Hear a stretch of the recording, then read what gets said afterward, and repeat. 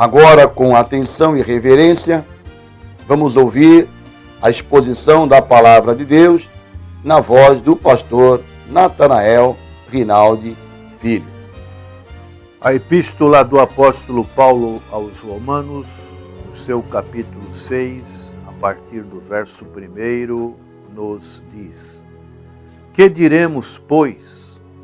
Permaneceremos no pecado para que a graça seja mais abundante? De modo nenhum. Nós que estamos mortos para o pecado, como viveremos ainda nele? Ou não sabeis que todos quantos fomos batizados em Jesus Cristo, fomos batizados na sua morte? De sorte que fomos sepultados com ele pelo batismo na morte, para que como Cristo ressuscitou dos mortos pela glória do Pai, assim andemos nós também em novidade de vida. Porque se fomos plantados juntamente com ele na semelhança da sua morte, também o seremos na da sua ressurreição. O apóstolo Paulo, nesse início dessa epístola aos Romanos, no capítulo 6, ele nos fala alguns termos que são muito importantes para a nossa observação. Ele utiliza muito o termo saber. No verso 6 ele fala, sabendo isto. Depois ele utiliza a palavra ignorais, no verso 3. E depois, no verso 9, ele utiliza a palavra sabedores, sabendo que. Então são palavras que o apóstolo Paulo mostrava para aqueles crentes que estavam ali em Roma, que eles deveriam compreender uma doutrina básica, fundamental, uma espécie de um grande pilar da fé cristã. A vida cristã depende do aprendizagem que o cristão deve ter. É dever do cristão ser fundamentado na doutrina. Ao manter um cristão na ignorância, Satanás o impede de ter qualquer poder. E nessa passagem, o apóstolo ensina a verdade da identificação do cristão com o Senhor Jesus Cristo. Isso é, na sua morte, no seu sepultamento e na sua ressurreição. Assim como ele nos ensinou no capítulo 5, que nós somos identificados com Adão no pecado e na condenação, também nos identificamos agora no Senhor Jesus Cristo, na justiça e na justificação. A justificação pela fé, que é o exemplo da salvação, o exemplo da graça que recebemos do Evangelho de nosso Senhor Jesus Cristo, não é apenas uma questão legal entre Deus e nós.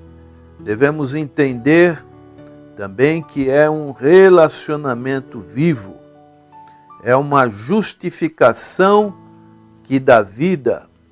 É isso que o apóstolo Paulo fala em Romanos, capítulo 5, verso 18.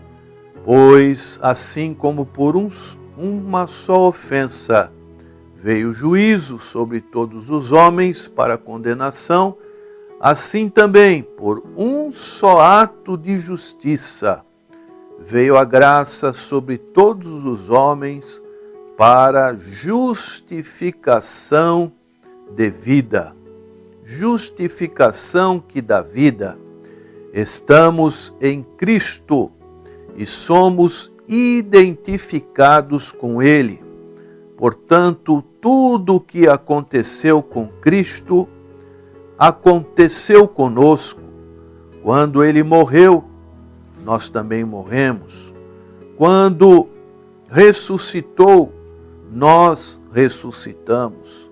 Agora estamos assentados com eles nos lugares celestiais, como o apóstolo Paulo fala tanto em Efésios capítulo 2, como também em Colossenses capítulo 3, ele diz: portanto, se já ressuscitaste, isso é, se já estão identificados com Cristo, morto para o pecado e ressuscitados para uma nova vida com Cristo, buscai as coisas que são de cima, onde Cristo está sentado à destra de Deus.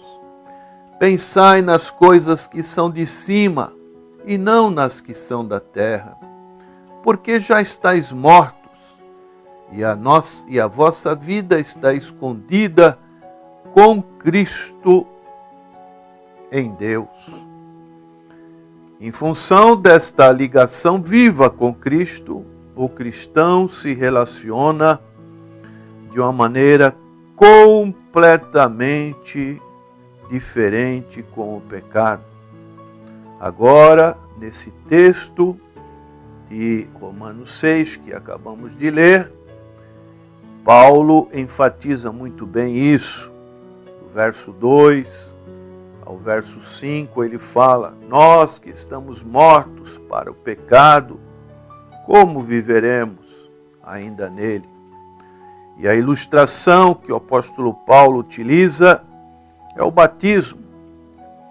O termo grego tem dois significados. Um significado literal. Batismo significa mergulhar ou submergir. E também um sentido figurativo, que seria ser identificado com. É o que nós podemos ver o apóstolo Paulo dizendo isso na sua primeira epístola aos Romanos. Ele mostra essa identificação, fazendo uma comparação com a passagem de Moisés e do povo de Israel pelo Mar Vermelho.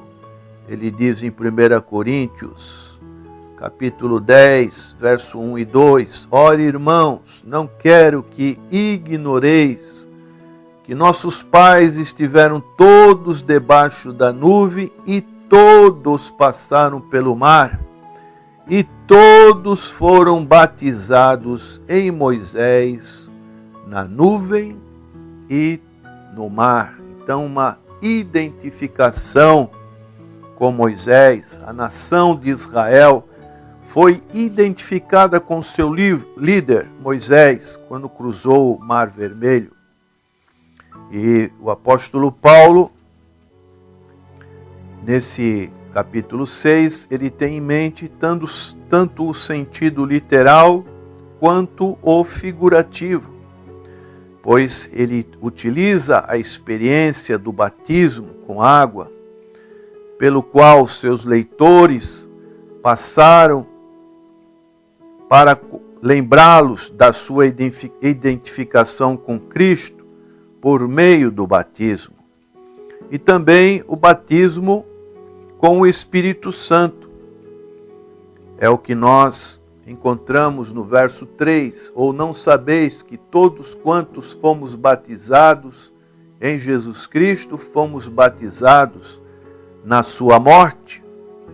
Isso tem uma ligação com 1 Coríntios, capítulo 12, no seu verso 13, o apóstolo Paulo diz assim: pois todos nós fomos batizados em um Espírito, formando um corpo, quer judeus, quer gregos, quer servos, quer livres, e todos temos bebido de um Espírito. De maneiras que há uma diferença entre o batismo com água e o batismo com o Espírito Santo. É o que relatou João Batista quando perguntado sobre o batismo que ele realizou no Senhor Jesus Cristo, ele pôde dizer em João capítulo 1, verso 33, e eu não o conhecia, mas o que me mandou a batizar com água. Quando Jesus compareceu diante de João Batista e foi batizado, esse me disse, sobre aquele que vires descer o Espírito, e sobre ele repousar, esse é o que batiza com o Espírito Santo. Então, aqui nós vemos que quando um pecador crê no Senhor Jesus Cristo, seu novo nascimento é imediato e ele passa a fazer parte da família de Deus, recebendo o Espírito Santo. Quando creem em Jesus Cristo, receberam imediatamente o Espírito Santo. Depois disso, foram batizados também com o Espírito Santo, numa plenitude maior, é o que pode ocorrer, conforme encontramos o exemplo na casa de Cornélio, em Atos capítulo 10. Há um consenso entre os historiadores de que a forma do batismo usada pela igreja primitiva era a imersão. Os cristãos eram sepultados na água e trazidos de volta, retratando a morte, o sepultamento e a ressurreição. Dessa maneira, existia essa identificação com o Senhor Jesus Cristo. E a imersão retrata justamente essa obra. O Espírito Santo os identificou com Cristo em sua morte, sepultamento e ressurreição. Então precisamos entender bem essa identificação com o Senhor Jesus Cristo. Isto significa que o cristão se relaciona de uma forma diferente com o pecado. Ele agora está morto. Paulo utiliza a expressão em Gálatas 2, verso 20, já estou crucificado com Cristo. Não vivo mais eu, mas Cristo vive em mim. Dessa maneira, estamos mortos para o pecado. Essa grande verdade espiritual, ela pode ser ilustrada também no milagre da ressurreição de Lázaro, quando o Senhor Jesus Cristo disse para Lázaro, em João capítulo 11, verso 43, Lázaro, vem para fora. E no capítulo seguinte, João capítulo 12, nós vemos Lázaro assentado à mesa junto de Cristo, tendo comunhão com ele. Quer dizer que aquele que estava morto foi ressuscitado dentre os mortos. E dessa maneira, ele foi liberto para andar em novidade de vida. Agora ele está assentado com Cristo. Todos esses fatos ilustram as verdades espirituais de nossa identificação com Cristo. E dessa maneira, nós temos que entender essa realidade. Infelizmente, muitos cristãos encontram-se em cima do muro, vivem entre o Egito e Canaã, salvos, mas não plenos, ou então vive entre entre a Sexta-feira Santa, a morte do Senhor Jesus, e a Páscoa, crendo na cruz, mas sem o poder e a glória da ressurreição, como encontramos nesse verso 5 do capítulo 6 de Romanos.